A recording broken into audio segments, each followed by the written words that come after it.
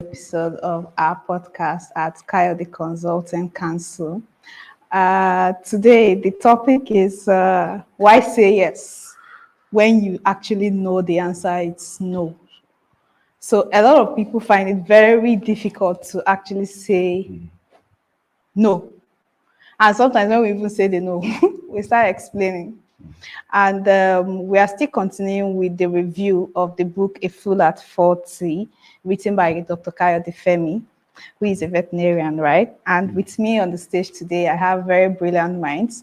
One veterinarian and and the other ones are not veterinarians, but they are very brilliant minds. I have Teresa, Emmanuel, and of course, the author of the book, Dr. Kayode Femi. We are going to be discussing Foley 2, which says, I said yes when I should have said no. Right? So while we actually get their perspective, how do I put it now? Their thoughts about this topic, we're also going to be getting the thoughts of Dr. Kayode Femi in the book, though we are still going to be hearing from him, aside from what he has written here, right? What he thinks about what he has even written. So let's start with, who should we start with now? Teresa. So why have you ever said yes when you actually know the answer to what you want to say is no, probably to a request? Yes, I have. Okay, so why? Why did you say yes when you obviously knew the answer was no? The pressure was too much. So I just wanted to say yes. So that topic would just go away. What kind of pressure? Or would you mind sharing what the scenario was like? Okay, let me give this instance of when my mom was asking me. It's not to get married. Aye. Yes, in my house, that they have never seen with a man. Yes, I've never, can't catch me. So she was worried. She came at me and said, "How are you?" I say, "I'm fine." She say, "How far now? No man." And I say, "Why are you asking?" She say, "Because you're the unserious child I have. You're the one that is not doing like you want to marry." And so I said, "Okay, mommy, I will. I will think about it." But the truth is, I'm not thinking about it. But I just said yes, so that she can leave me alone. Yes, I'm not thinking about it because I have so many things I feel like I have to be on before I consider a life partner. I don't want to enter this topic. If I enter this It's topic, we will tempting. not, we will not go to the. We will not Anyway, go that's the to scenario. I said yes when I was actually supposed to tell her, what it is. no, I'm not ready yet. But I said yes because the pressure, the time she always wakes you up at the odd hours of 4 a.m., 5 a.m. to avail you her worries. So you have to just say yes so you can go back to that sleep. Or she won't let you be. She will keep disturbing you and make it a prayer point. And I don't want my mom worried about things like that. Things like that. Yeah. So I just said yes, I will consider it. In fact, I said yes, I was bringing a man this December. For now, I just that one we'll cross it when we get there. Okay, okay. So, Mr. Emmanuel, right? Let's leave that as scenario because if I wanted to ask a question with that scenario, but let's leave it. Okay. Why do you think people say yes when they actually should say no? So in her own scenario, it's pressure. Do you agree that it's just pressure that make people probably say yes when they should say no? Okay. Pressure is one of the things, actually, but there are other factors that can make you say yes when you know you're supposed to say no. Okay, so let me come from my own perspective. I've said many years, too many years, when I know I'm supposed to say no internally. And truth speaks to you from the inside. You can deceive any person, but you can't deceive your own self. That's the truth. So one of the things I think was responsible for my own too many years, it's first my bring up. So the way I grew, because of tradition and respect, for instance, you can hardly look at an elder and say no. Yeah. I Interesting. mean, the first time I took selfie with my dad was 2019.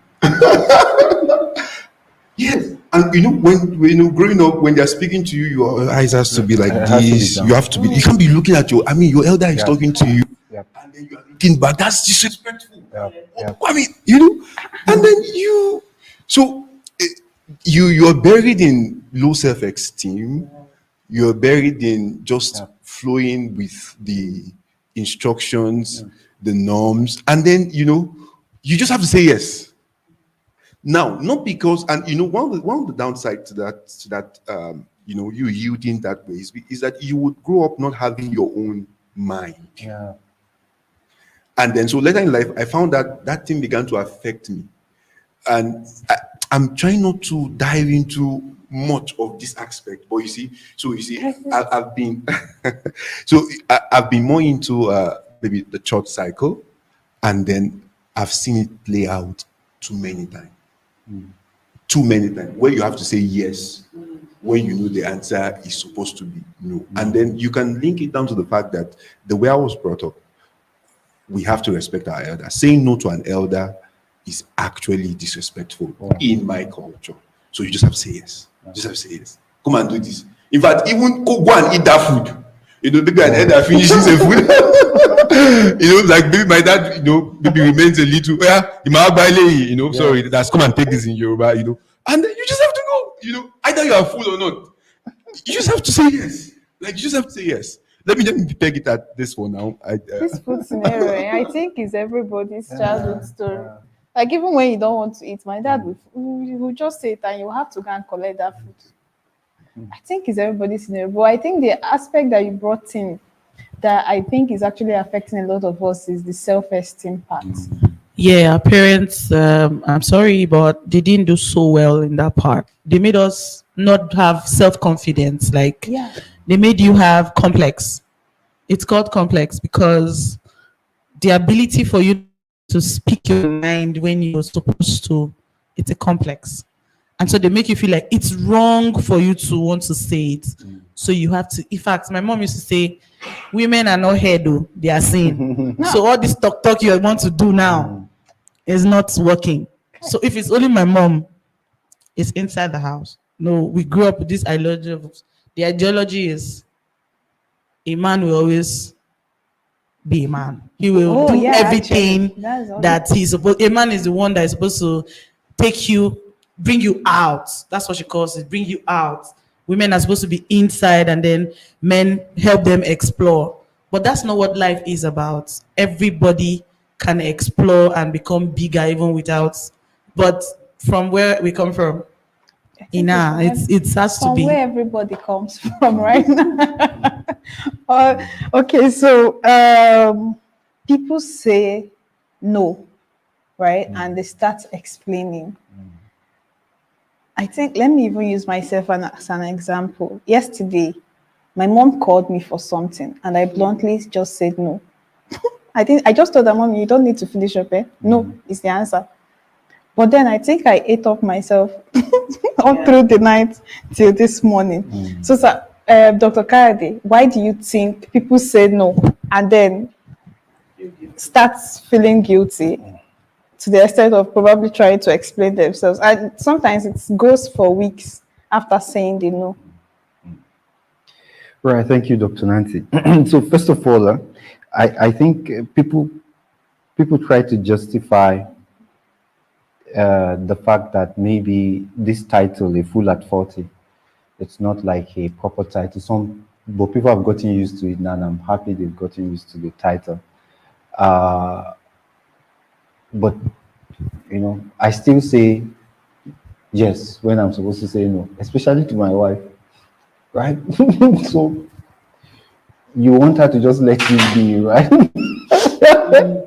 Although she understands when I say yes, when it is yes, and when I'm saying no, when it is no. So when I say yes, quickly say, she has not finished explaining, especially if I don't ask any question.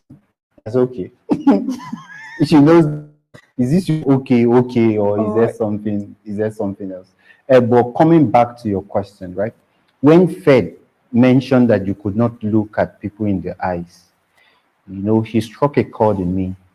It took me, I'm not even sure if I've overcome that. It took me more than between 5 to 7 years of being intentional.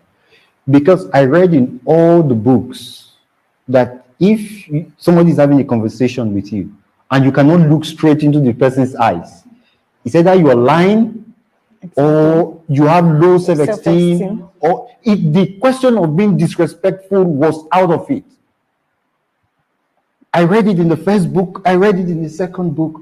I keep asking myself, so what is wrong in looking at people eyeball to eyeball? Right. Like, what is exactly wrong with me looking? Somebody will be talking to, and up till date, I still do it.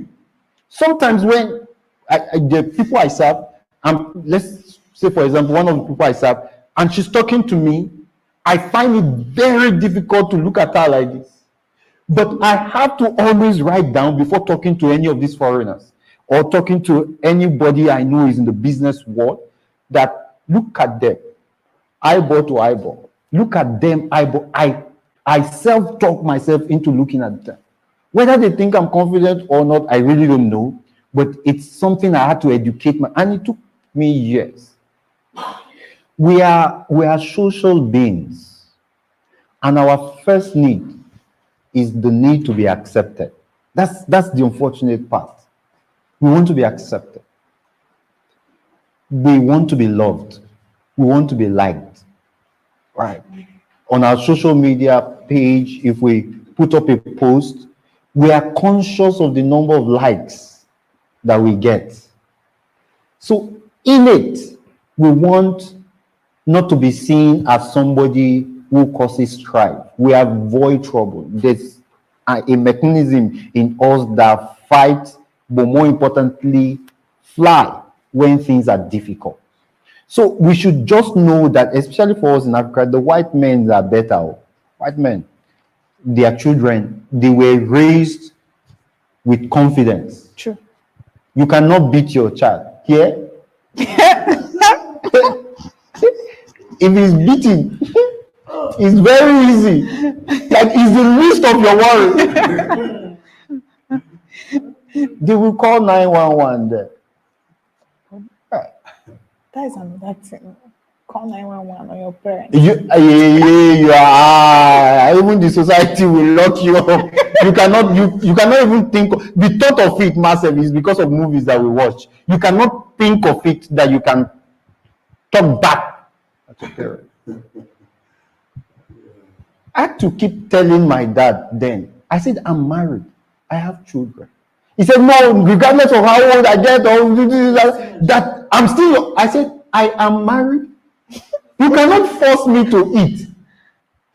I'm not eating is a complete sentence. Like, it's a full sentence. I don't need to explain. I'm not eating. We went back home. I went back home yesterday and got home, and still the same thing wanted to happen. I just said, we have eaten. They mentioned the second one. I said, we have eaten. Full stop. Then, although my mom comes from this emotional blackmail, so you don't want to eat now, my son. I said, we are eating. It's a complete sentence. So we need to, first of all, be aware that that problem exists. Once we are aware, then it's now up to us to now confront that, hey, that I respect this person does not mean I should not own up to the person that I am. Okay, so let's come back to you, Mr. Emmanuel, right? He said something like, I have not eaten is a complete sentence, right? In his book, he said, here is what I learned. No is a complete sentence. You don't owe anyone an explanation for your refusal. A simple, firm no is perfectly acceptable. So now let's bring it back to reality, right?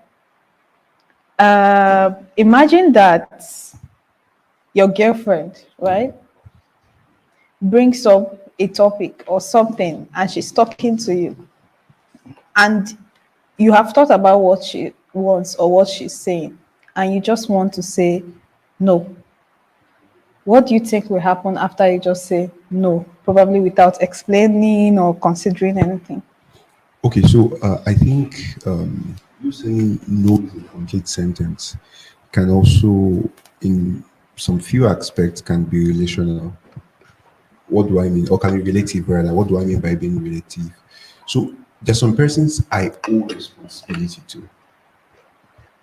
Okay, so you said my girlfriend or my fiancée, she's going to be an integral part of my life.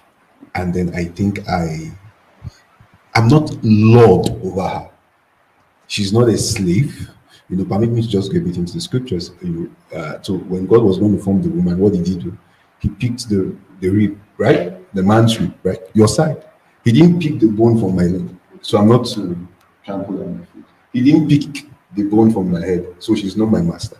He picked it from my side, so we're to walk side by side with each other. So because I know that I owe her some responsibility towards her, then if I say no, I believe I should be able to also explain to her in such a way that she will need to understand. What if it's a situation that you don't need to explain, or you don't even have an explanation to? Okay, so there are times that you need to be firm and just say your no, and later on do the explanation. No, I can't recall the scripture. I was so surprised when I saw it that this is in the Bible. I know it's in the Old Testament, where I can just paraphrase what the idea that particular verse was trying to talk about. How that even to your wife, he was talking about saying things out. Even to your wife, there is timing to when you should give out some information. So, of course, you cannot just say no and keep quiet, and then some things are going bad. So, there would definitely require, some time will definitely come that will require you to explain the reason for your action or the reason for your decision. Yes, that's why it's a relationship. It's a mutual. So let's remove the relationship. So if Imagine I if it was a workspace, so a workspace, and you say no to somebody. Somebody who is not my boss, who don't It have. does not matter whether boss or no boss. Just say no. So randomly. Just say no. If the answer is no, like you just say, like there's a request and you know the answer is supposed to be no, but because of course now. So that's a different ballgame entirely. If it's in a workspace and I know I'm not under that person, I don't want you to even think about being under or not on top or whatever. I just want you to say, okay, so the scenario is here and the person is asking for something and you just want to say no. so and you don't even want to explain. The concept of equality and equity has to come into place. You see, all 5 fingers are not equal. Do you understand? So where will equity come in? For the fact that some persons are this level, and then you have to give them leverage. So you can't treat everybody generally the same. So if it's some random persons at my workplace, I say no. No is a complete statement. But if you tell your boss no, without proper explanation as to why you're doing this, come on, this is Nigeria. Especially in the civil service. So you're saying now that saying no. So Teresa, let's use this back. So now with what Mr. Fed has explained, it's indirectly saying that when people say no, it could be related to who the no is going to. So maybe that's saying a workspace, you cannot say no to your boss. Do you actually agree that no is not a complete sentence for someone who is your superior? In some scenarios, you can actually say no. It depends on what the situation is. If the situation requires further explanation, you'll be asked, okay, you're saying no. Why? But then, if he tells me, I can't steal that thing, I will probably say no, and I won't give him the reason why I won't do it. So if it is something concerning an administrative work or a tax given, and you say no, you are obliged to give reasons why you said no. It's justified, but if it is something out of what you feel will not bring or yield any profit, you cannot really say no. Saying no is a choice, and saying yes is a choice. It's your choice. You're not compelled to it. You have to own it. I'm saying no, I'm saying no. I say yes, and I mean no. It's still on me. If I say yes, and I mean no, I'm still going to live with it. So it comes from inside. Okay. So the part of this book says, prioritize ruthlessly. Identify what's truly important to you, your health, your family, your career, and fiercely guard your time and resources to optimize those areas. Offer alternatives. Sometimes a no can be softened with a helpful suggestion. Yeah. Can't lend some more money, perhaps you can connect them with a loan officer. Mm-hmm. Very important. Kayode, so this particular sentence, right? Can't lend someone money, perhaps you can connect them with a loan officer. What were you thinking when you actually gave that suggestion or that example? Okay, so let me pick up slightly before answering that question from where Fed stopped, right? I understand the need to want to explain. But the higher you go, explanation is also a waste of time. So we're in Africa, of course, for our relationships, we owe them explanations, and I agree absolutely with that. But what we are discussing is saying yes when the answer is no. So it's black and white. Right. Somebody who asks you to do something that is close to you, the person should know that your answer to this thing is no. But just in case they don't know and they ask you, no, please. That's it. Is a very sign of healthy self-esteem. A healthy self-esteem. Sometimes you want peace, right? And I can give scenarios where up till date I still say, okay, when I know that I'm not going to do it at all. And perhaps there are just one or two persons I do that to. As I mentioned initially, you don't want trouble. You don't want trouble. But the reason why I said no could be a complete sentence. You can offer explanations, but to you, don't let somebody get you to the point of changing that position just because, and is in the process of trying to offer explanation that people get snared into things that they should not do. At this point, if you keep wasting your time with explanations or you are not, because the challenge is that what stresses me more, I can even fall sick, is the point of indecision. I don't know whether to go forward or go backward, say yes or no. Because at this point, we made a decision and it cost us just a decision on where to import a product, where to get in a product, either Lagos or Abuja. That decision, that missed decision cost us over 10 million. Right. So as a leader, you want to be sure of all your decisions and you want to be very precise. It's in the moment of discussion that Adam ate the apple. If you know your value says no, make it no. Any relationship that leaves you because you are very true to your core values is not supposed to be in that relationship. So for me, I still hold the fact that it's a complete sentence. For people who wants to borrow money, rule number one, don't ever, I've done it severally, I've gotten burnt over and over again, don't ever borrow money that you cannot lose. In fact, as you're borrowing the person, in your mind says, this money is gone. If it comes back, thank God. If you know that, and Kostrari is a big example, gave somebody a loan of in billions, sold almost all his shares in Fidelity Bank to clear his name. Once you know you cannot lose this money, don't borrow it. Okay, so the major thoughts, it's actually around offering the alternatives, right? Offering alternatives, you are trying to be nice, right?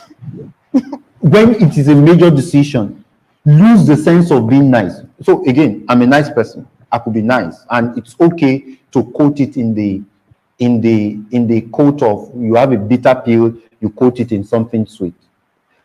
It's very nice. It's okay. But as you go up, the need to want to explain, even if you explain, is to help the other person, not that you have that need to want to explain. Okay, so please go ahead. Sorry, I cut short. No, it's fine. All right, so offering alternatives. Well, I think you've already explained what I wanted to talk about, right? But then a part of the book says, learning to say no was a game changer. Yeah. It's empowered me to regain control of my life. Now my yes carries weight because it's reserved for things that truly align with my values and goals. Yeah. Remember, the ability to say no isn't a weakness. It's a superpower. Use it wisely. Use it wisely. I agree. I think that is actually a very good way to say that people should learn how to say no, actually. The other part of the book says, but what about the guilt? Right? We have just 4 minutes to end this session. But I would ask Mr. Fed and Teresa, just 2 minutes each, right? What have you said a no that hurts so badly? Yes, I have. how did you take yourself out from feeling guilty for saying no? I just took my mind away from it. You took your mind away from it. How? Yeah, I just stopped thinking about it. I didn't ponder about it again. I just left it at that. I didn't go back to. Yeah, I can do that a lot. You have superpower, so I built myself like that. It's actually Sometimes a superpower. No, you close your mind to it. Trust me. Yeah. Like you say no, and you just sleep. Yeah, there. you don't. No, you don't. You'll be seen There's as some kind of wicked. no that you can't. Yes, it's okay, sir. I'm Yes, not a nice that's it. person. It's That's okay. it. You have to accept that. Yeah. That being wicked Yeah. is it does It's like, normal. It's normal. Mr. Fair, have you said no that hurt you badly? So Actually, you see, that happened this year. Actually, after making that decision, I felt I should have even said this thing many years ago. I was in a situation for close to 6-7 years, and then I finally said no this year. And how did I get to that point? It took me maybe close to a month. I was thinking about it. I remember the very week before the week it was over here that I've said no. I'll be in the bedroom. There are times I was just thinking, God help. But I got to a point. I just told myself, this person is not feeding you. I don't need this person to live my life. If I'm not in this person, if this person is not in my life, doesn't mean, I won't make progress. I mean, what do I owe you? What does he owe me? Nothing. I just made up my mind, and then that day came and passed. And I moved on. But I had to take out time to prepare my heart. I really prepared my heart because this is a journey that has lasted for close to 7 years. And I was going to say, I'm not going to continue this journey again. And then it's going to be like, it didn't really sound too fair. And the funny part, I would not have the privilege to explain myself because there are other relationships attached to this particular journey I'm talking about. I would not have the opportunity, because that was my first concern. How would this other person see me now? Because I would not be there to explain. But I just told myself, if God wants to lift me up, He doesn't necessarily have to use this people. God is not bounded by people. Yeah. I mean, He can use anyone. So I don't have to necessarily be in this circle, to succeed in life. So I just made up my mind and I said the no, and then the guilt. Let me, there's a part within read that the fear of being seen as wicked, selfish, Yes, unhelpful often hold us back from saying no. I was in a church and somebody was like, she was an adult, she was feeling depressed. She said it, that she was always feeling depressed. She was always feeling she doesn't have, she worked so hard. She kept sending money home, until one time like that, something told her not to just say no. And she said she got a message from one of them that I can't remember, but she said it in such a way that the person said, even though if you are not going to help, we stand up from another place, in a way that got to her. And she realized that even though if she dies, they will not tell her thank you. See, we are the one playing the movie longer than necessary. In our heart, what will this person think? See, once you eventually succeed with your goal, they will all come around. Prioritize yourself and your progress. It's when you're strong that you can pick up people. So if your values require and your goal, and I like to put that two words together, your values and your goal. Sometimes it will be your goal. This thing and goals, once you focus on a goal, every other thing becomes distraction. If your goal requires you to constantly say no, even to good things, because good things are the enemies of great things. Just say no. Don't feel the need, and I keep saying it. Don't feel the need to explain. And allow me, even to your relationships. Facts. But don't say it to your wife. All right. I think we are going to end it with don't say no to your wife, So let's just end today's podcast with you can say no to people, even when you're in a relationship with them, but once it's your wife, please don't say no. Let's end Yes, it with that. Thanks everyone for joining us today, and we are going to the next session. See you all next week, and of course, we are going to have a different session for next week. Thank you. Thank you. Thank you. That's how you can say no. You can't say no to your wife. They will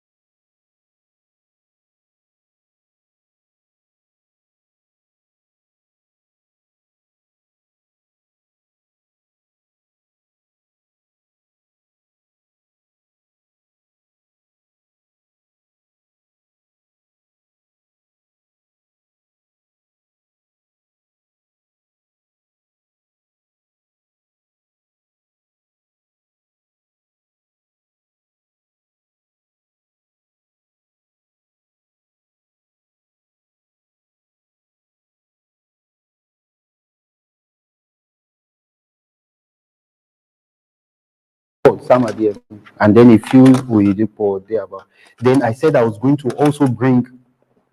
This was all part of my plan. I said I over prepared for this meeting. This was the Sam Walton I bought 300. This was the Sam Walton book. So you see Biro, right? I put this book in my back pocket like something was wrong with me. This book, 300. Luckily for me, somebody was coming from the US, Dr. Nduaka, and said that he wants to get me a gift. That what can he get for me? And I didn't really answer. 2 days after, I said, "What's wrong with me?" I said, "You should help me look for this made in America, somewhat. This one, I will now go and archive it, put it inside glass." Put it inside glass and archive it. See red biro. That's how I used to. This red biro, sometimes when I get to that point and I want to revise, I will just read that line. I can read that line and sleep. Reading and sleeping is a good habit, though. Because what you want is that letter to become you. There was a part, the way he opened the story. Yeah. He said, "Finally, I hope there's a special place in heaven reserved for my 2 secretaries, Loretta Boss, who was with me for 25 years, and Becky Elliott, who has been with me now for 3 years. They deserve it after what they have put up with me here on earth." So, if you're working with people like this, and I wish, who was, Uncle Jerry, can you be on the internet? Sam Walton is late. We read through Forbes list of billionaires the last time, and there was quite a handful. His children, his grandchildren, all are on Forbes list. His first two, by the time Sam died, Sam was the richest man in America. Then, if he were alive, Elon Musk would not be close to him. Like, if he were alive, Elon Musk, with all his technology, will not be close to Sam Walton. Please, Forbes list of billionaires. I think the first one of the sons, also old now, was he what? 90-something billion. 90-something billion.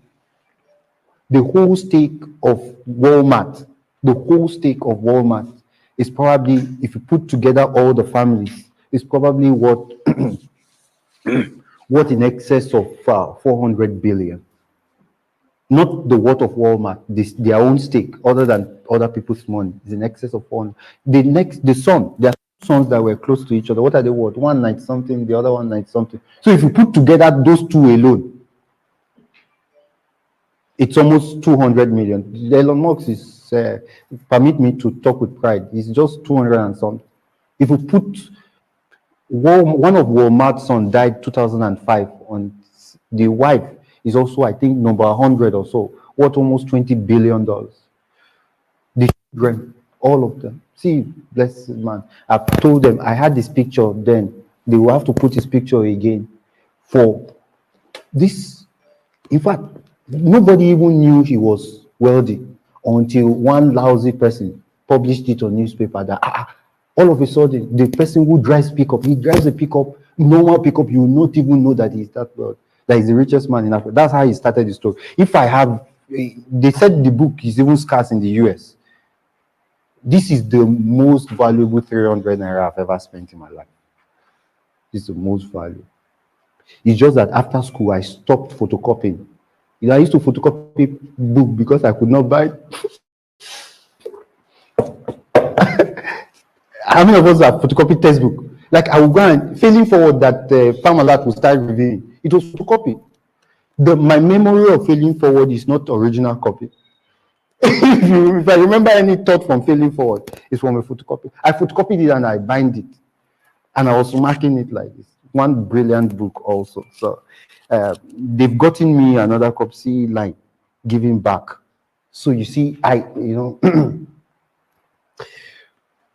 it's just that I cannot give you this book. If not, I would have given you. But I cannot borrow somebody this book, no matter how well I like you, right? I cannot borrow you. It represents a bit, just like my tape. Although my tapes now, they are outdated. If I borrow you, maybe if somebody can convert it for me, I'll be happy to do that. And once I'm done with that, then I can now democratize all those foundational lessons. Thank you so much. So, clap for my archive box. All right, so let's go into, I just said, let me say that in passing, that we've come a long way. These things are not 10, 15 years. Those tapes are more than 20 years. Those tapes that you find there, they are more than 20 years. And if I've kept them to this point, it shows you how well I attach seriousness to learning. And I was going back to a few our previous talk, and I learned also and I was very happy.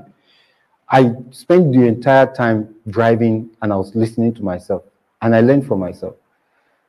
It just occurred. In fact, one time I said something, maybe probably we didn't pay attention, and I started praying that God, please let this happen. I didn't know I've made mouth that I will go back to Kogi and go and ensure that something. I said so, right? I didn't remember when I said that. I started praying. I did this thing. It has to happen, and so it will do us well. I say some things. I have to mix most of what I say sometimes with joke, not because I don't think that they are serious talk. They are. And you will not get everything I say in one sitting. Even this mastery, you cannot get it in one sitting. My biggest challenge in running this series is to figure out how to break these things down. So are we set? Are we set? Let's enter into today's topic. So mastery unleashed. Mastery unleashed. I'm not going to start with popular definitions. I will start with a story. I will start with 2 or 3 stories. Right. There are important things that and you will need to pay attention to the story, but don't take me too seriously. And I have to warn you, because I took this thought seriously, and my wife, I said jokingly, she used to listen, so she used to accuse me. So, but again, how well do I tell you things? They are not planned, but she's about one of the perfect examples. She has packed her load 2 times to leave me. The first, the first one was because of what I'm about to say. So that's why I want you to. It's the truth. I'm convinced it's the truth, but you cannot take it too seriously. I had to even stop learning that thing because of how strong it is. But if I don't say it, you will not take the mastery thing. You have been planned to be like this. Your genius has been stolen away intentionally. Because you must understand the problem to be able to build on it. I understood it. I got afraid. It wanted to affect almost all my relationship, and I reverted. And I said, now that because sometimes you cannot solve something quickly that it took years to be. Regardless of your passion for this country, you cannot wake up one day because of passion and want to change this country. There are systems in politics. There are systems that has been enshrined for more than 200 years that will perpetually almost keep Africa the way it is. Your will, irrespective. Hey, you are not you again. You have become a design that was intentional. Because there's a reason why people will not come for a mastery class. Fundamentally, they don't believe they can be masters. They just want to get by. I pray. In my secret prayer, I told God, just give me 2 persons that will believe this series. If we have, this is not the end of Kayode, right? In 10 years, it will be a different story, but I'll tell you people later. I've stepped on something that will keep propelling me forward, right? If we have people in another 10 years that leave this topic and become Serena Williams, become Elon Musk, we are okay. We will employ the other ones. We will ensure that you put every other one on the track. Because I know this thing, once you march on it and you are convinced and you step on that pedal, you will not come back again. It's an idea that when your mind stretched to accept, you cannot recover from. Who has watched Inception? I keep telling Dr. Nancy to go and watch Inception. Who has watched Inception? Inception, a movie, Jerry. Well, maybe I will intentionally look for this Inception. The reason why it's scarce is because the idea in that book, Inception, is the Leonardo, the person who acted the True Love, One True Love, this Titanic. It's Titanic, the person who acted Titanic. That movie has to be scarce. Because if you understand the idea in that movie, the wife of Leonardo DiCaprio, how do you pronounce his name? Got an idea. Once your mind stretched to a new idea, it's difficult to stretch it back. It's difficult to stretch it back. So there's a disclaimer on this story I'm about to share. Don't take it too seriously. See, I met someone who taught me something, and I had to intentionally block the person off my life. Because, there's some light you will see that your eye will be too dim to receive. If you don't intentionally dim it, and your mind stretches to that idea, you will just be a mad person all through. I had to tell myself, because it was already affecting. My wife said she wants to leave. I told my children that none of them will go to school. So let me get to it. So in the 17th century, right? Just a little history. There are 3 things the person taught me that you have to learn: history, astronomy, right? And biology. There's currently an attack on biology now, but let's leave that alone for another. These 3 things, anybody who understands transformation, we know that I know something. An average person, these 3 things I've mentioned, an average person will see it and think it's a person. Somebody who understands how things are transformed, we know I've stumbled on something. History, astronomy, biology. Then if you want advancement, physics. Technology advancement, physics, right? So history, I'm just going to give us a brief about history. Then I started teaching my children how to name stars myself, the stars.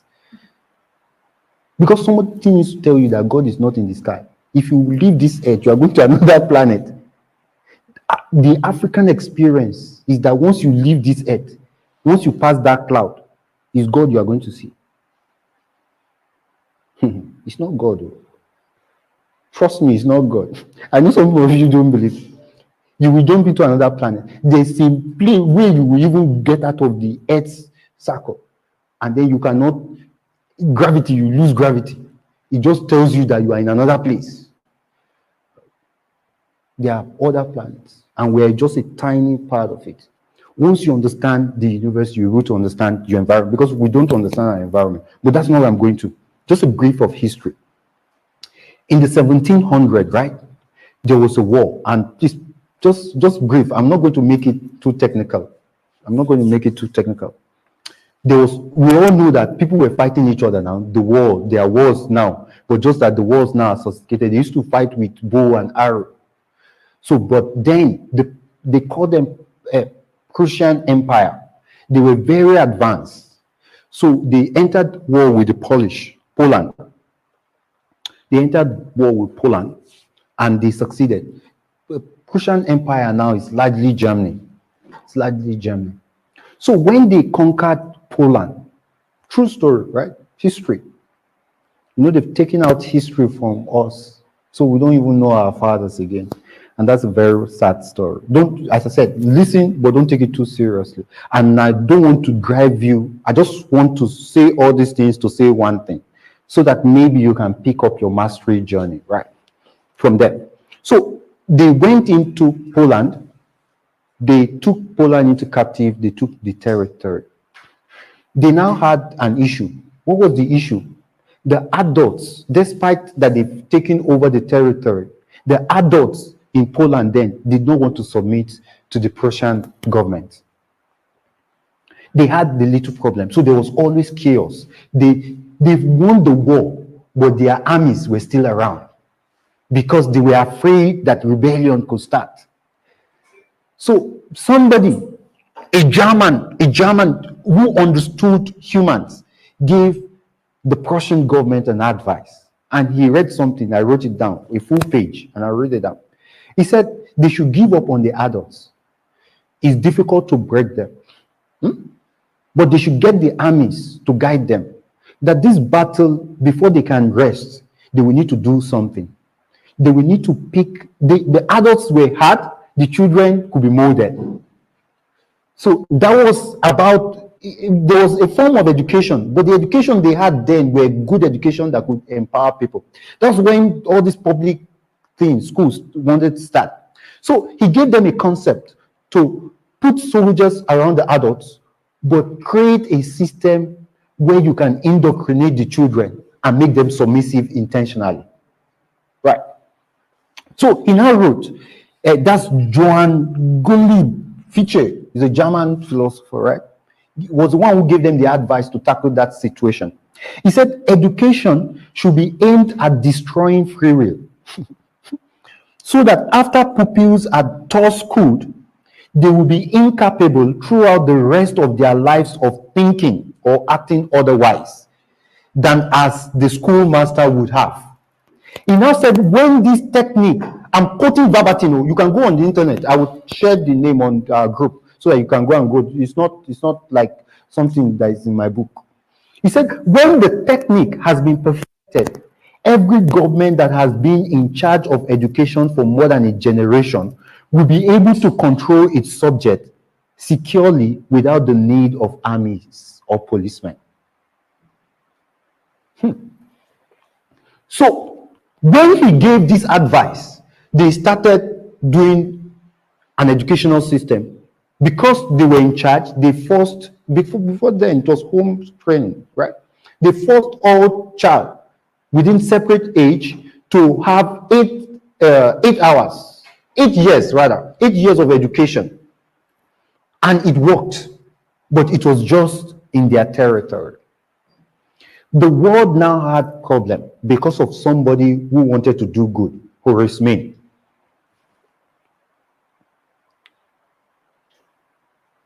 That was around 1843. Horace Mann just woke up. He was in the US. Woke up one day and he wanted to better education. So he now started traveling. Around. By the time he got to the Prussian Empire, he now noticed their educational system. He studied it and said, if something is strong enough to take out the Polish pride out of young growing people and make them submissive to a government, he didn't go, and that's why I said he's a good person. He didn't go with the intention to want to oppress people or die down their power. This thing can be boring, but I can't be joking in this time. So let's take it gradual. Right? He said, if this thing is strong enough to break a man's will and mold him into something that is submissive, it means that, because what he wanted to do, Horace Mann, and I like one of his quotes, he said, be ashamed to die if you don't make the world a better place. Horace Mann. Very nice quote. So he's somebody that was passionate about growing people. He was involved in teaching. So he now picked that same system and took it to the US. And communities started introducing the system into communities, and it was getting the communities better. Then there was now a problem, a big problem. He created the educational, together with Frederick, created one educational board. We now had people who had money. Rockefeller and Andrew Carnegie. I've read about them. I love them. They were chariots. They made billions. Rockefeller made billions from oil, Standard Oil. Billions. If you go and watch the Man Who Built America, it's a very popular YouTube video. The Man Who Built America. He was, and not like he had money initially. He just like, but when you have the gene, he was ruthless. Made billions. He and Carnegie fought at one point in time. Carnegie made his money from steel. When they now wanted to die, they had built empires. They had built empires. And they had money. They had one issue. They had issue of people, because humans had free will. Hi, Shakata. This thing we said is a major topic, but we think it's not major. Human had free will. You could pay attention to yourself and do what it is that your mind is telling you to do. So they had built factories, but they were finding it difficult to get workers. Right? So because they wanted more, they were pilots, they wanted more, they had built, they wanted more production, they were started building industrialization. They started thinking, they engaged somebody, some people, how do we solve the issue of workers? Because workers cannot be coming. I said, work, I'm tired today, I'm not going to work. And that alone can shut out an entire line. That alone can shut out an entire line. So Carnegie had, Rockefeller had, and I wrote his quote. He said, I don't want a nation of thinkers. I want a nation of workers. He gave somebody money to go and find a solution. Oh! Then they now came and understood that the educational system can fundamentally change people. They pumped in $3.5 billion.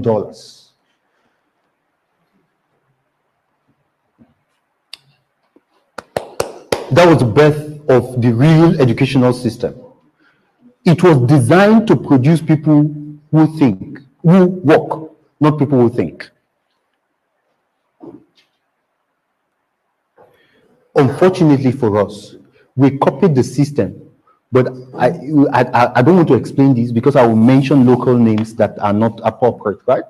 But just believe me, right? For us, they took out thought. We are not designed to think.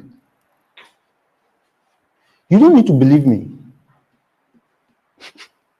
You now, if you can think, you will be more than this. I can bet my money on it. If you can think, you'll be more than this. So the school system was set up to meet the need of industrialization. That's why they give all of us, if you and Eben are in the same class, you will sit down for the same exam. Abi, is it not the same exam? Do they give people independent? You wear secondary school, wear uniform. And people were trained that if they cannot reproduce what an instruction a teacher gave, the way the teacher gave it, they are failed. So we have built people who rely on the opinion of others to live their lives. I shared, if you're on the group, I shared a picture, and maybe people didn't understand the picture, right? I shared a picture. What was the writing on that picture? They had different people. The monkey was there. Are they not animals? Now look at it. God created, are they not all animals? Are we not all humans? But we have been deceived to think that we are all the same. Are the animals? Is lion not an animal? Is an elephant not an animal? So different animals came together in one class, right? The teacher now said, read what the teacher said. He said, for a fair selection, everybody has to take the same exam. Please climb the tree. So you find the monkey, you find elephant, you find different animals. Oh, I remember a story of a lady. She left ABU out of frustration. Her CGPA was 0.3. She has PhD now. I don't have a bloody master's. She left. I don't want to just mention it because, this is now public, right? She left ABU. Quickly, 0.43 or something. I knew the CGPA because one time she came to complain to me and I didn't know how to say. She just, when she withdrew, somehow, fortunately for her, her parents were well-to-do, took her outside. The next time I started seeing her, coding seminar, hey, Shoko, Shoko, Shoko, Shoko. What they do for us over time is set the same exam for all of us. So if the elephant cannot climb the tree fast, they put F. First year. Elephant cannot climb the same tree, second time, F. The elephant now get to accept that since the judgment, the societal judgment, is to climb a tree, that's the definition of success, then I'm a what? I'm a failure.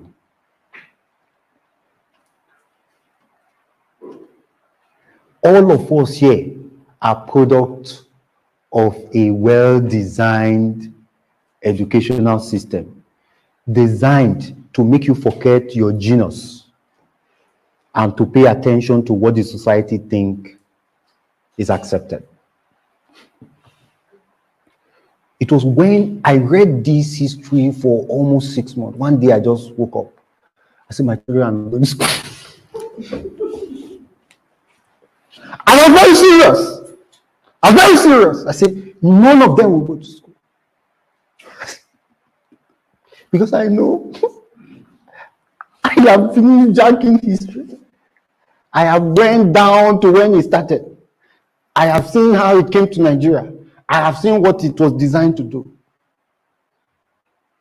So what am I supposed to do? To keep paying to be dull.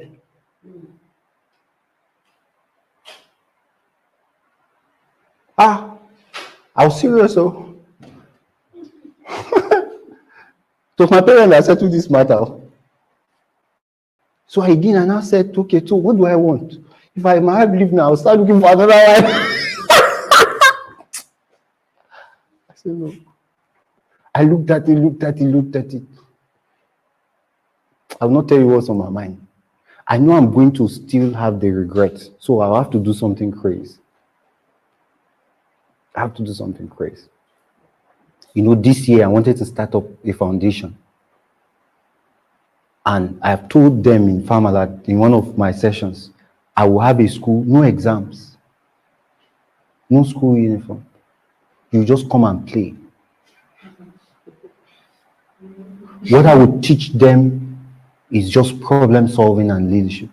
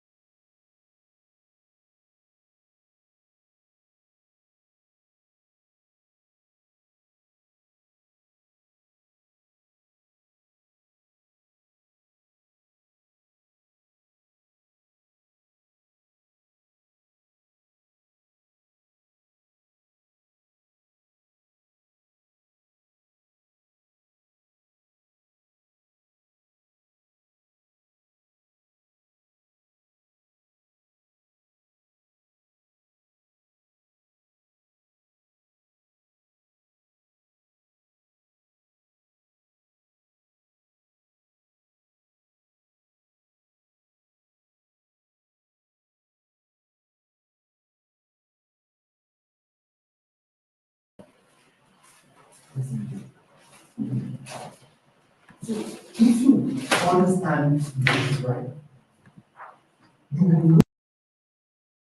I made a comment one time, and I'm not sure if we understood it. I said, we've been conditioned. What you are fighting is conditioning. The moment you are free, even if you, and I'll tell you how to be free, because that's the purpose of this mastery.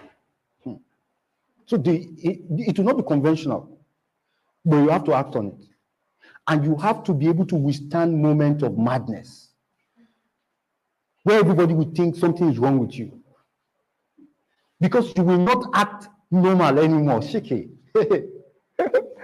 See, before I became a member of the Veterinary Council Board, I wanted to solve a few issues in the veterinary community. And then I saw an election, people who organize and design policy. So when I saw it, and I called Dr. Fadipe then, I said, can young people apply for this? Because the moment you start questioning status quo, that's when your madness has started.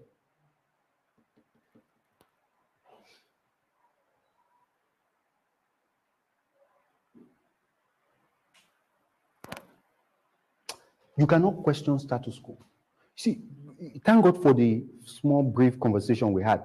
When you say no, yes, instead of saying no, it's just difficult to question status quo.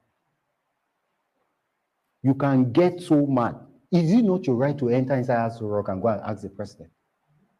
Eh? What are you doing? It's your constitutional right. Go and enter the gate. That's it. Go and enter. And quote section something of the constitution, tell the security man, it's my constitutional right to ask. Do you know why you are laughing? You've been oppressed long enough to think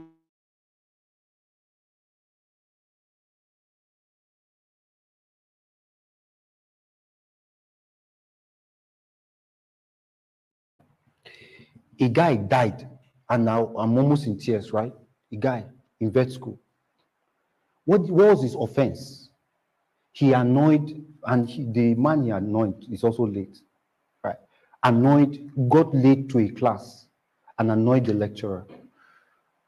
And the lecturer tagged him. First year, he failed. He repeated. Second year, third year, fourth year. There was blackout in ABU, then we all wore black, because we knew he was depressed. Shiki, why can't you look at the lecturer? And walk out of that education system. And walk out! I walked out of my own. I'm still alive. Now, this thing, people will hate me for it. Your lecturers will hate me for it.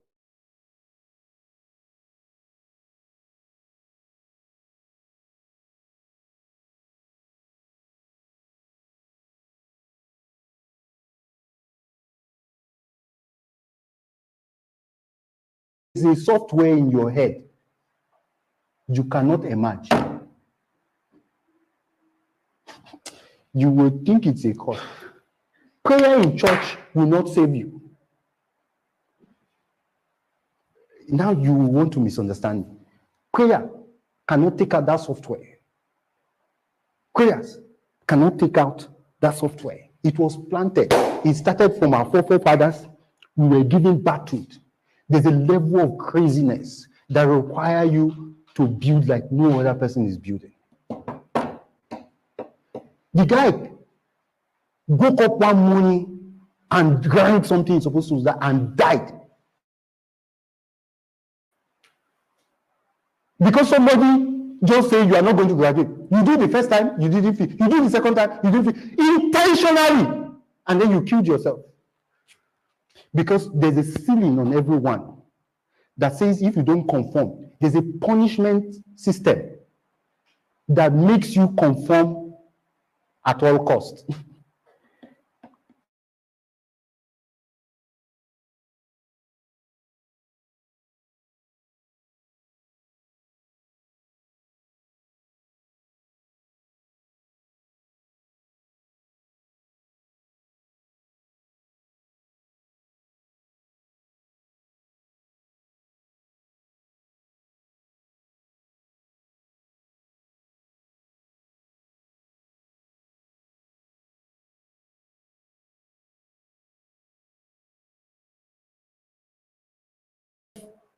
Whatever it is that doesn't allow your free will to be at the front part of what it is that you do.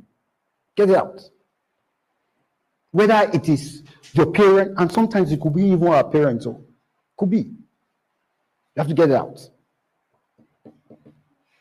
So how do you, within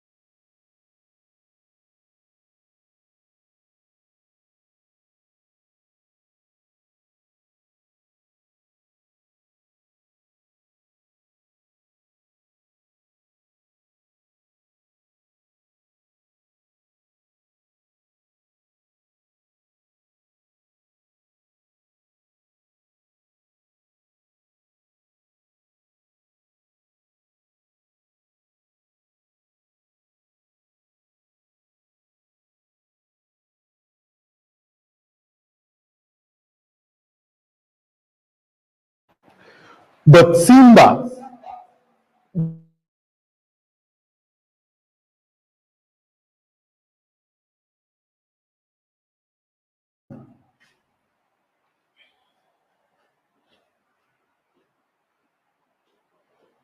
I want us to pay attention.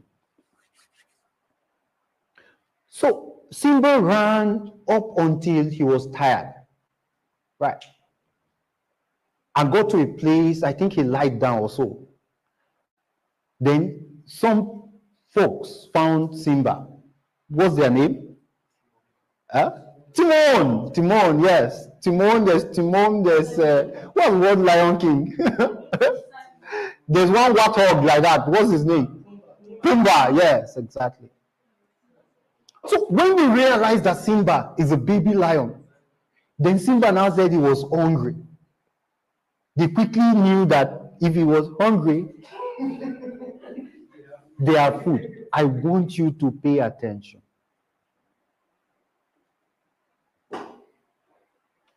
Hope we know Africa is the most blessed. Some people know if we wake up to our potential, we'll eat them as food. So what did they do?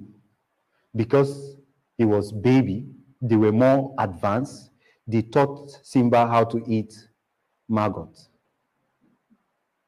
and vegetables.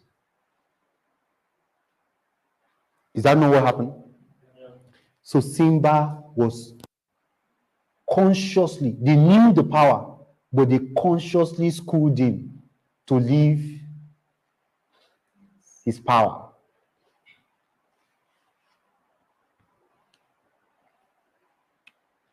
Unfortunately for Simba, he caught up with the educational system. He believed.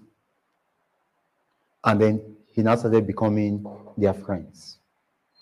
So who knows? How did Simba realize and run back? Who wants to share that story? How did he went back to his kingdom now to take back his kingdom. So what happened?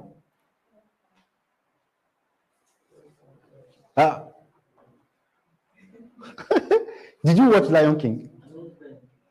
Yes, an old friend, a lover.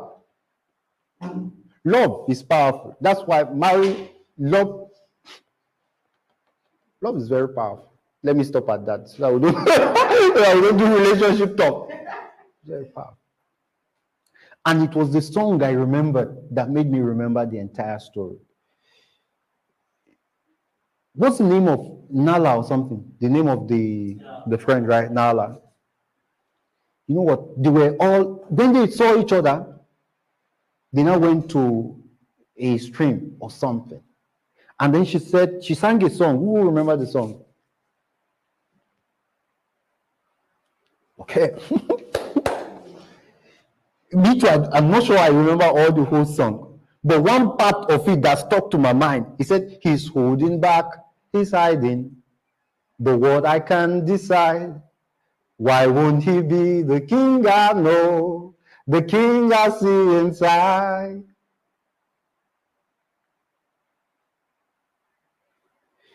Help me write the word why. Why? So, why is a very strong word. Why? Why am I like this? Why can't I be this? I called Dr. Fadipe. I said, why can't a young person be in the veterinary council board? Why? Why can't I invent a plane? Why? Why can't I break this TV and repair it? Whoa! There's power in why. Lot of power. Because what why does is to stimulate the thing the school system has killed. Why can't I just walk out of this class? Why? Mark got to a point, he said, why am I even staying in this class? Mark Zuckerberg. Steve Jobs, of blessed memory. His parents threw him out. But they signed a paper that whoever we are adopting must ensure that he goes to school. So unfortunately, the people who adopt him did not have so much money, but because they signed that paper, they had to send him to school. One day in the class, he asked himself, my parents are spending so much money. Why do I have to stay in this class? Why don't I have money? These days I ask myself, why is Dangote not calling me? why is Dangote not calling me up till now? Why? Because what why does is to drive you to think. Why won't he be the king? If Issa was here, why are you not Davido? Shake it.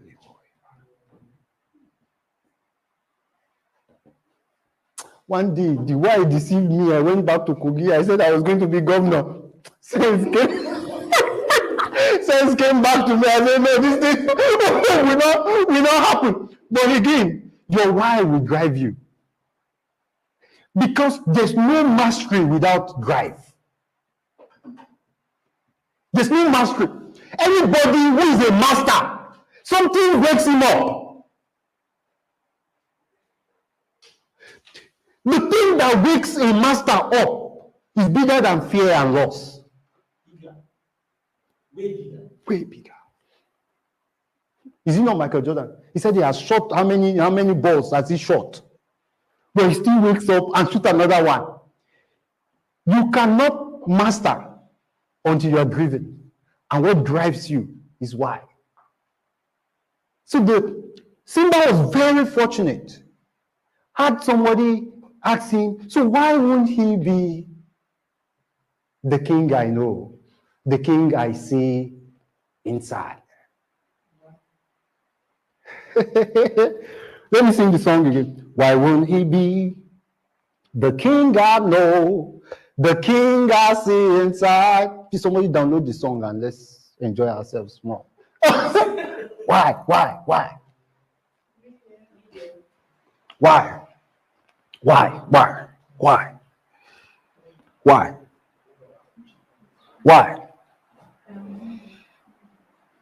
See, why, when it catches up with you, it will defy all expectations.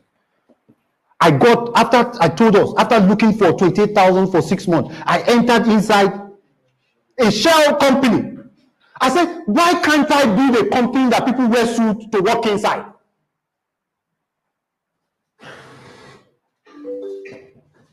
Somebody saw Apple fell down.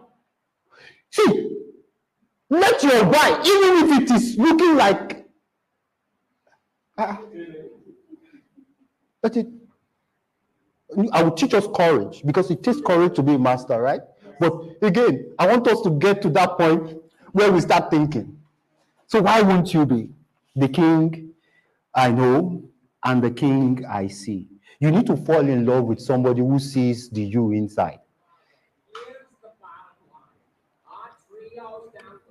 They were lamenting.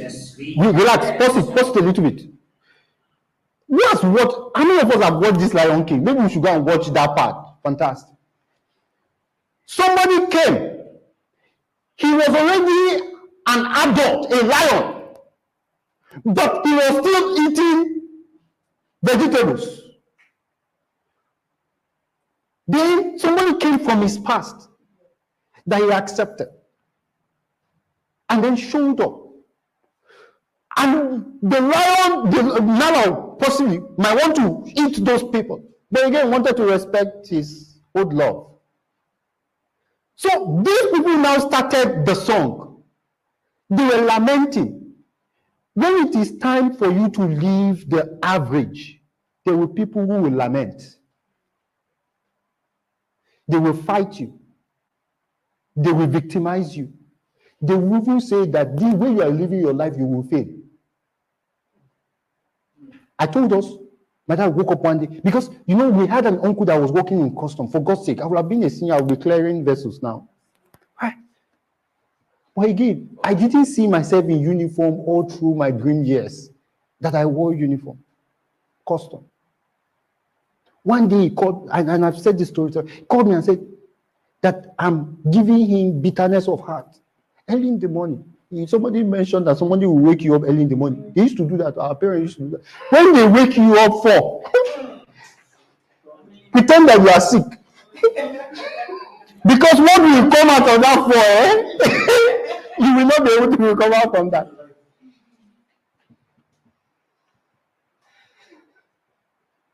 No. You can. So let's. So the whole people who have enjoyed the company, somebody was there to wake the person up, and they got almost sad. He said, "Our trio down the what? They've enjoyed that. Play that song. I wish you."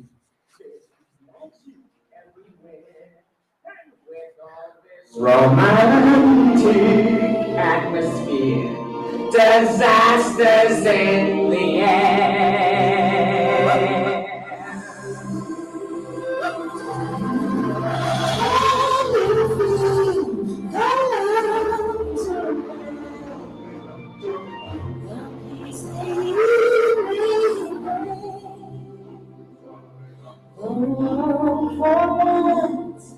In perfect harmony with all its living things. So many things to Tell her, but I had to make her see the truth about my past. Impossible. She run away from me. She's holding Back, she's hiding. But what I can decide. Why won't he be the king I know, the king I see inside? Yeah, you see. Oh yeah, let's see. All right, pause. It's becoming romantic. Let's leave that alone.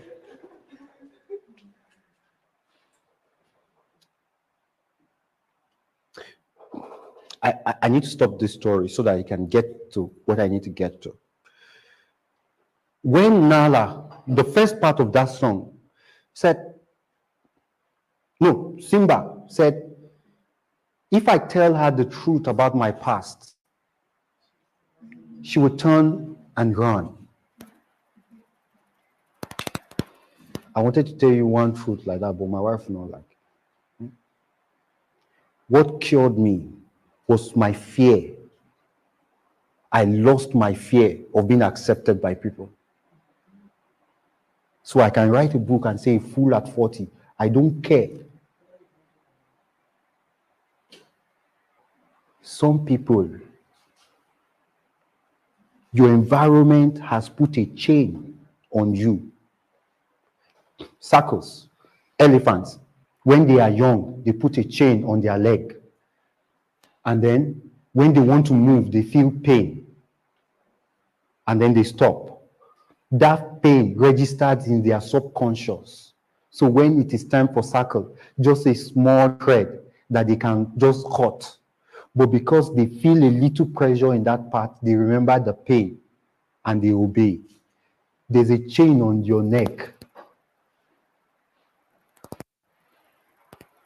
that will make you think you cannot cope with the pressure of being different for a year or two. Some, it could be a chain of pain, it could be a chain of shame, it could be a chain of loss, it could be a chain of what will people say. Just understand, mastery requires you to be mad, and you have to be comfortable with it. Everybody will celebrate you. You will hold the trophy, but you will have to be able to endure that brief moment of madness. It can take you 1 year, 2 years, 3 years. There was a time I became ashamed of myself. I had to tell myself, I'm in a process. I will be celebrated soon. 6 months off my phone for the pain of loss. 3 months did not see my wife. When you lose what people think, you have broken out of that jinx. Just imagine, they used to call Toby Amusun. Go and ask her story. When your parent wants to be a doctor, you are always going outside to run. Why will you subject her to the pain of learning how to draw cockroach when the power is in her legs?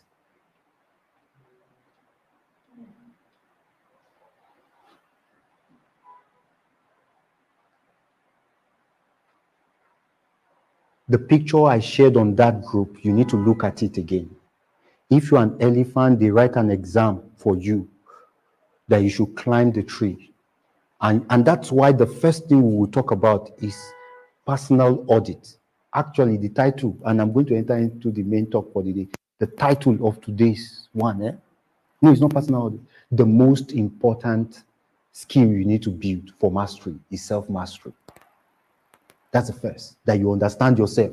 So you can walk out of every exam that wants an elephant to climb a tree when you know that you are not a monkey.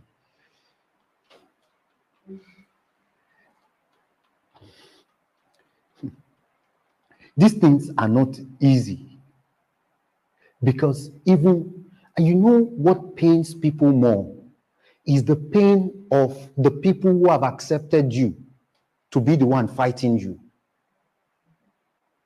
That's what's difficult. But don't forget, you will need that moment of madness where everybody will be against you.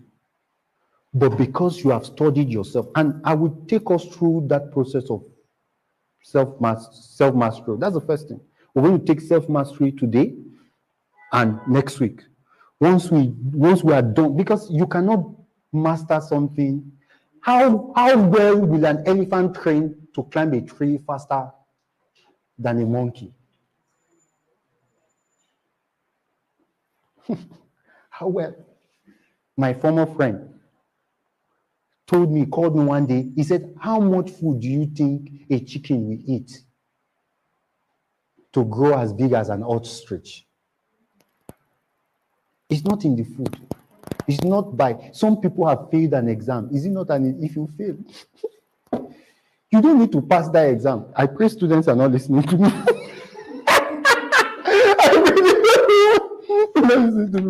Again, I have a word idea, right? So let's go into self-mastery. I want you to write a few questions that you will need to answer sincerely. Mastery begins from a big measure of self-awareness. I will give us 2 questions, I will give us options, and that's what we're going to start with next week, right? Because you will need to be able to answer those 2 questions, right? And I will not go from the aspect of where purpose, God will wake you up in the night and tell you that my son, go to Nineveh. I'm not going to take that approach, right? I told us earlier that for mastery to happen, you must have a drive. So the first thing is to know what drives you. So what condition, you need to write this down. What condition produces the best version of me? The answer to this question, I will start with, because we all, and pardon me, I have to get all of us to answer the question, and I will pick up the answers next week because I need to guide us. Right. What condition produces the best version of me? Option 1, competition. Is it competition? Option 2, is it fear of loss? Option 1, competition. Option 2, the fear of loss. Is it the fear of loss? Option 3, is it a setback? What condition produces the best version of me? Is it a setback? Is it a victory? Option 4, is it a victory? Option 5, is it having someone who believes in you? Is it having someone who believes in you?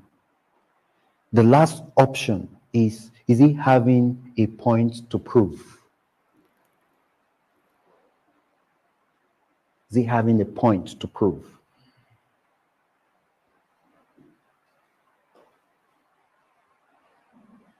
If you check all those, because you will need to pay attention to when you got your best results. This thing is introspection. Socrates said, know thyself. An elephant will not win a race of climbing a tree when a monkey is involved. But an elephant has its own specific strength. And your strength is those conditions that produce the best version of you. You must find what drives you. That's important. That's very important. So you have to look at critically. For me, the answer was clear. My major breakthrough points were when somebody just believed in me. My option is second to the last, having somebody to believe in. Miss Somolu. I was already used to failing. Some people, it is loss. Some loss break them down. Some, that loss, they emerge from that loss with one unholy or holy anger. Some, they want to just prove a point. I will kill you. Or maybe somebody told them that they will not succeed. We were eating lunch one day, and somebody was recanting, and somebody said she will not do well. Some will just wake up that you will not do well. I will do well. They just keep saying, I will do. The sincere answer to that will guide me to tell you what to do. Because what you need to do is to find what drives you.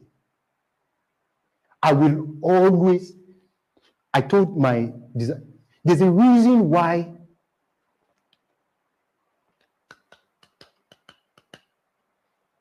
I pay whatever price to be in the position of somebody who believes in me. Because, and you know, my wife is also one of them, right? There are some, let me tell you, people who makes me work hard in Parmalat. They are the people who had better offer somewhere and stayed.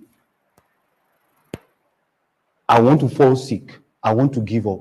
I say these people gave up a better offer to stay with me. I have to guarantee their future. I feel responsible for everybody who works in our business. Like, not my, I will have money. I don't even need too much food. I eat once a day, right? So, and I don't have them. It's only a plane that I have to buy. Cars, I'm not too much into it, but I have to buy a private jet, right? And somebody fueled that thing. I have to buy a private jet. I have to shame the devil. What drives me, right? What technically drives me is that there are people who believe in what I'm doing, right? What have you guessed? Madam, thank you. So that drives me to the core of my being. So you will need to figure out exactly what drives you. Because the work you will need to do to rise to the top of your field is not the normal average walk. You can't walk 1 meter and be tired. You can't walk 1 meter. Have you seen somebody who's in boat? Go and read his story. Yesterday, and Dr. Nancy were coming back from Lokoja, and we were watching people's story. That's why autobiographies are very important for me. The guy who owned Landway, Wale, we were watching his story all through most part of the journey. He said he got to a point where he has experimented a lot of ideas, and he has failed with those ideas, and he was owing people. It became an embarrassment to him. But again, the guy is freakingly very successful with real estate in Lagos. Landway is the owner of this urban center is go and check Landway. Can't remember exactly. But I know the name. Right. Something has to averagely drive you beyond the normal person. Where people are giving up, that's when you are. You know, you can be face to face with failure like this and still not give up. Has your boss ever spoken to you in a way that it was disrespectful? You took out the shame and you still came to work at the best of your ability the next day. Have you ever been walked out of an office? You were literally walked out. You went to the bedroom or toilet, wherever it is, you literally cried. You came the next morning and you still met the same boss and said, please, what can I do to help you? There's an average energy required that drives you beyond this normal thing that you do, that makes you excel beyond an average person. And that's what you will need to do. Is that okay? You need to find your drive. You need to find what it is you have to put on the wall. That's why literally most of my walls, you find people that I think I am expecting some cause. No one day they will call me to thank me. Because I know what drives me is somebody who believes in me. I think Dangote believes in me. I think so. He has not told me he believes. but I have to cook up that image. I have to cook up that image.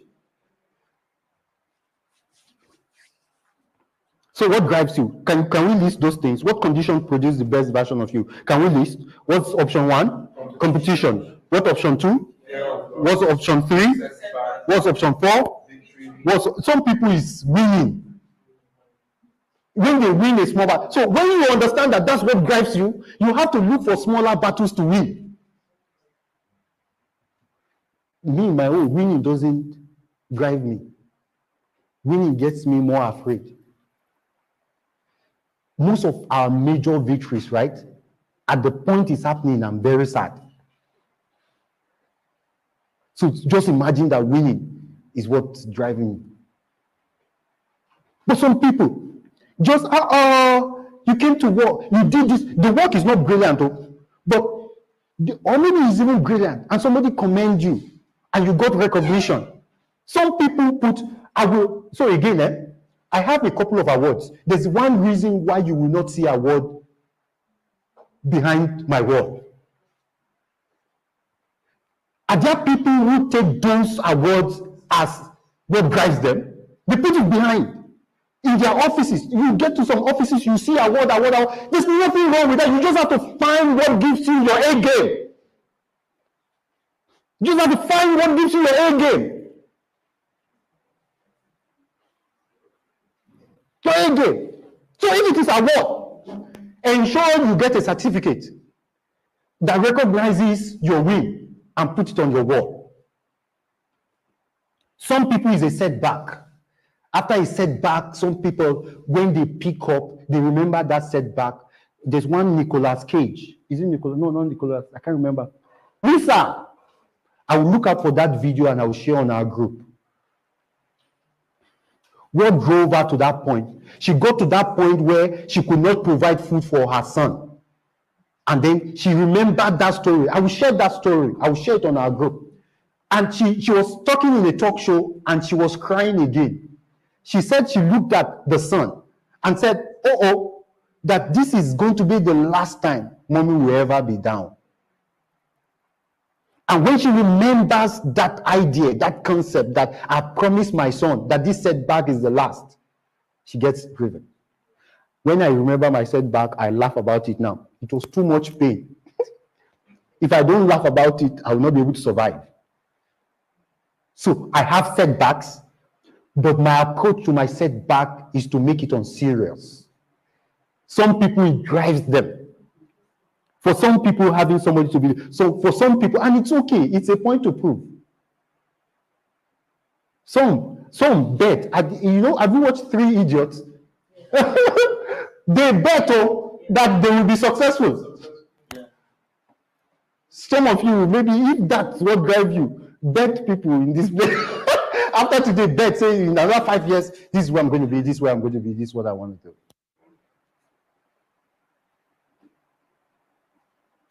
The second question you need to answer, and that's where we're going to end. Who do you speak to most when you are losing? You have to pay attention to this question. Those two questions, that's where we're going to pick up.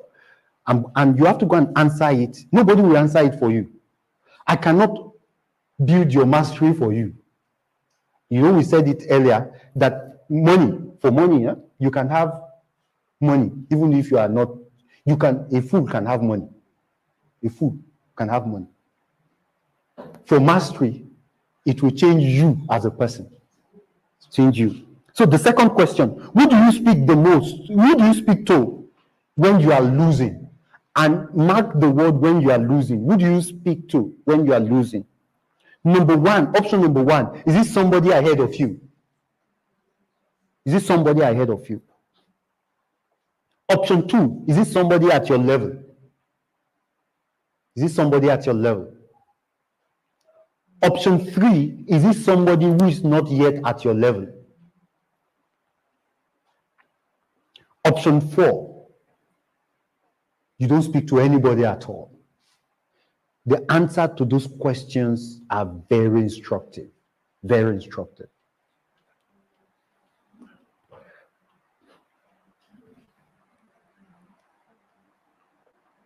So, what's the second question you need to answer? Who do you speak to when you are what? When you are losing. Because it's those moments when you are losing that define whether you will break out of being a normal person. People lose. To lose is normal. It's how you handle that moment of loss. That's what ensures whether you go up or you stay at the level that you are. So who do you speak to when you're losing? What's the first option? Is it somebody ahead of you? What's the second option? Is it somebody still at your level? What's the third point? Who is not yet at your level? What's the fourth point? Where you don't talk at all. Some people bury loss. They don't speak about it. Those people will soon commit suicide. Those are the people who commit suicide.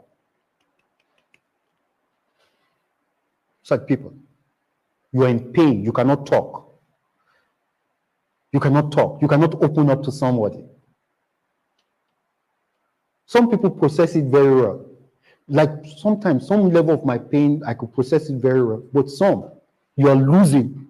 And if you're losing, it means that your skin has not grown to that level. That's why you lost. Abi? If you lose a game, I've flogged Uncle Jerry in table tennis. There are few people I've flogged there very well for table tennis. Once you lose, it's because your skin has not grown. To be a master, you will need to know who to talk to at that point. Most people talk to people at their level. But ask yourself, because those are questions you will need to ask yourself by yourself. Nobody is going to answer. It's this self-awareness that will now make that you're less lost. You will know who to talk to. There are some people, and I'm not a marriage expert. I hate it. I'm not an expert. I'm even still trying to work on my own, right? But some people have spoken to the wrong people and have broken their homes. You are taking advice from somebody who has left 7 husbands.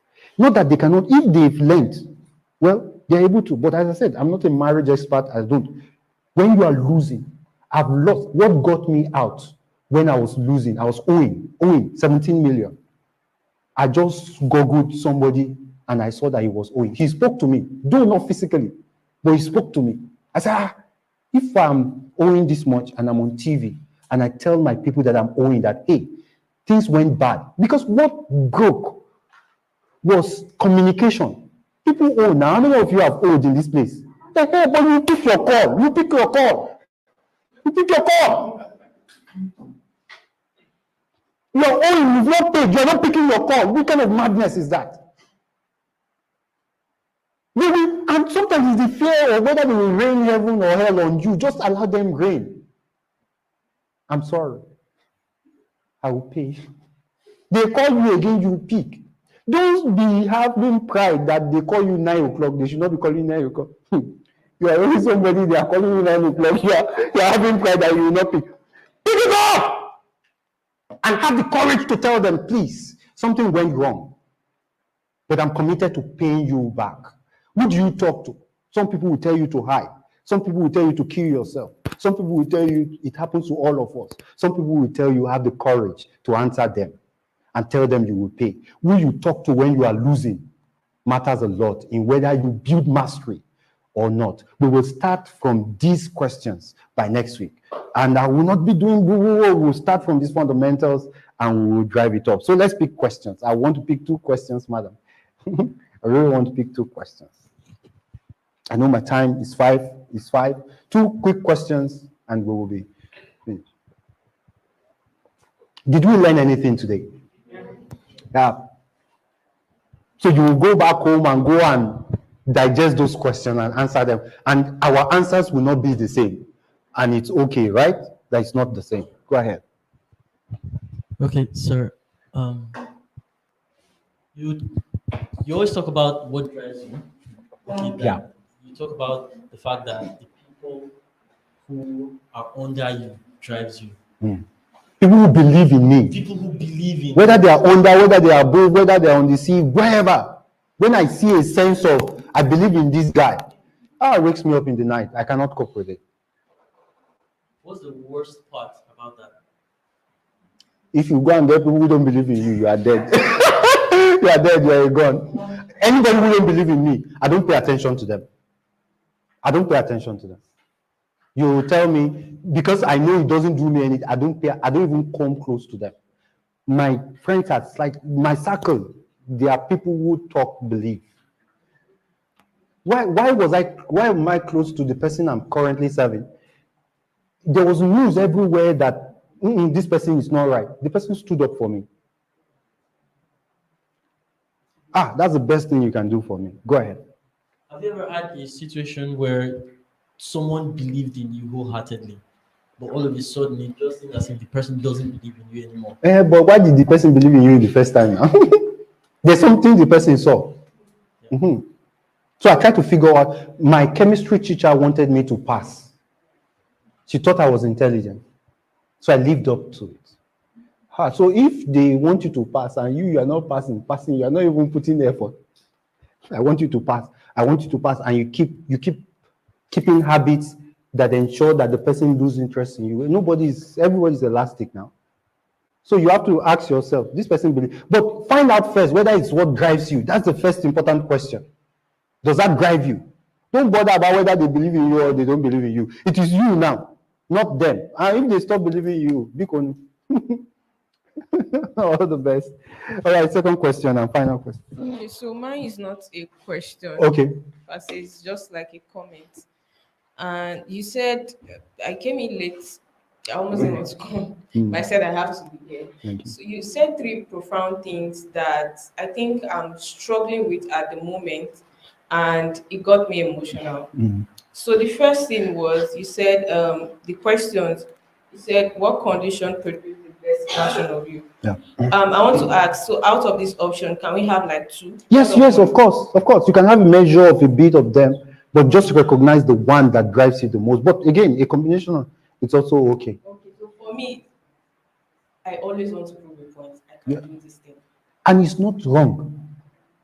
If it's waking you up in the night, I've met people like that.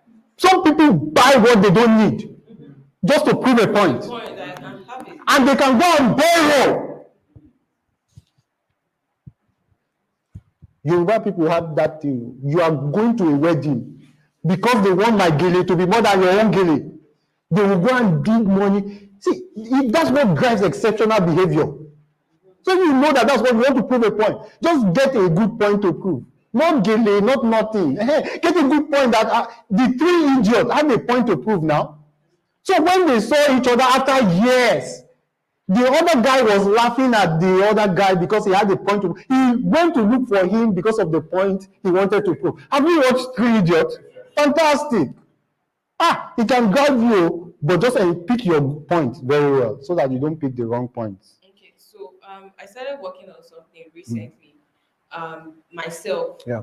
And then the second question that says, who do you speak to the most when you're down? Yeah. Okay, so for me, most of the time, I don't speak to anybody. That's I know. I like to internalize things. Mm-mm.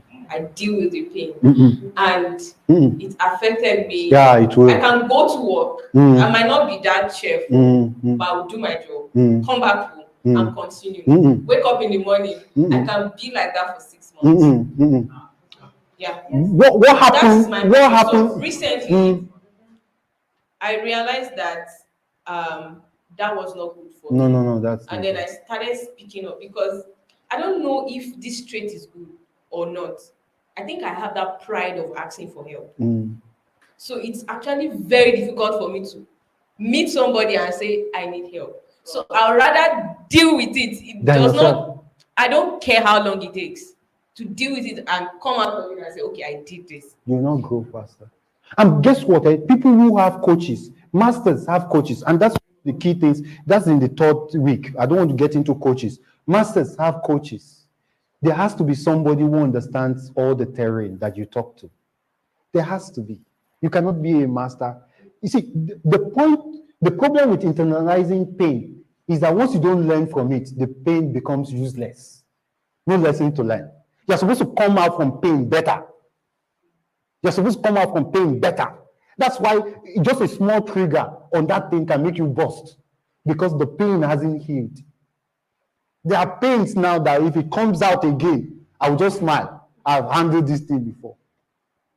I've handled this thing. So by next week, I'll be telling us, once you know, and I like it, your option is number 4, right? Beautiful. So all of us need to answer those questions privately by ourselves. And when you come with your answers next week, then we will now start saying, this is the reason why this is wrong. This is the reason why this is right. This is what you need to do. Then we'll now start talking about coaches. So the third thing you said that was very profound to me, you've been saying it for a while now, but it came to my mind as you were speaking. You said we should surround ourselves with the right people. Yeah. And then I recently started thinking about the people I actually surround myself with. And I said something to someone that I want to start this thing. Person said, that one that you started, have you finished it? And they are everywhere. They're everywhere. They're everywhere. You're not paying attention to it. That's why you have not done audit of your friends. This question will make you to go and say, the last time you failed, who did you talk to? What did they say? And then I will not show you where you failed. So when that person mentioned that statement, I knew that I can never come to you to tell you that I want to start something because you will kill it. So, and it made me realize that, okay, I think I need to start working on my circle of friends. I don't care how I want to do it, but I need to change it. Thank you, sir. Yeah, thank you. You need to audit. Let's take the final comment. The circle. All right, so thank you, everybody. I'll see you next week.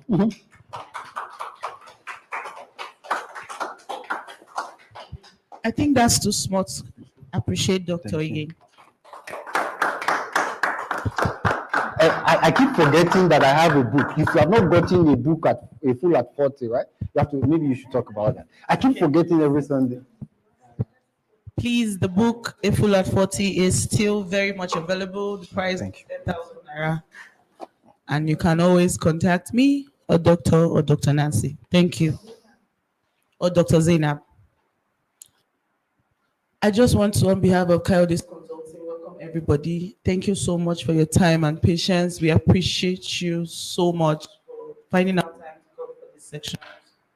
And I know and I believe that we've all learned something very, very powerful. And I know that from today, our thinking, our mindsets, and the way we interact is going to change. And we should always remember what drives you. Yeah. That's the word for today. What drives you? If you don't have what drives you, please get to know what drives you, what gives you the reason to be who you are and what you want to be. Please don't forget to like, comment on our social media handles, and please do well to follow us. We'll see you next week, same time, 3 p.m. to 5 p.m. Self mastering. And remember to come with your answers from the questions of today. Thank you so much. I appreciate you. Good night.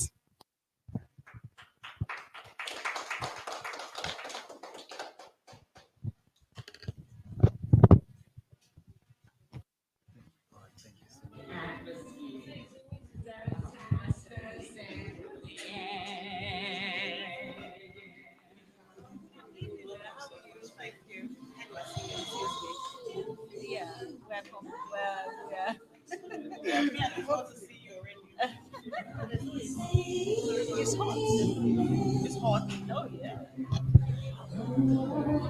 Not very hot. It's very hot. Maybe I used to it. Yes, we're putting up plants. We'll put up.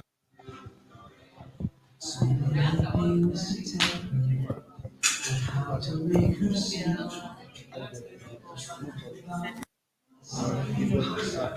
She turned me from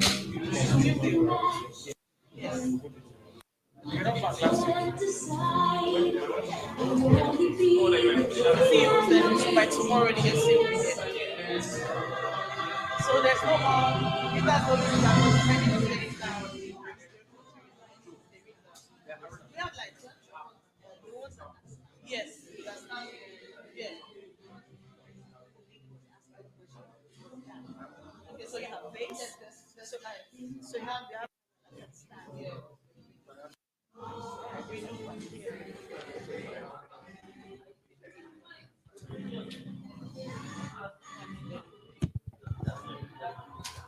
that's it.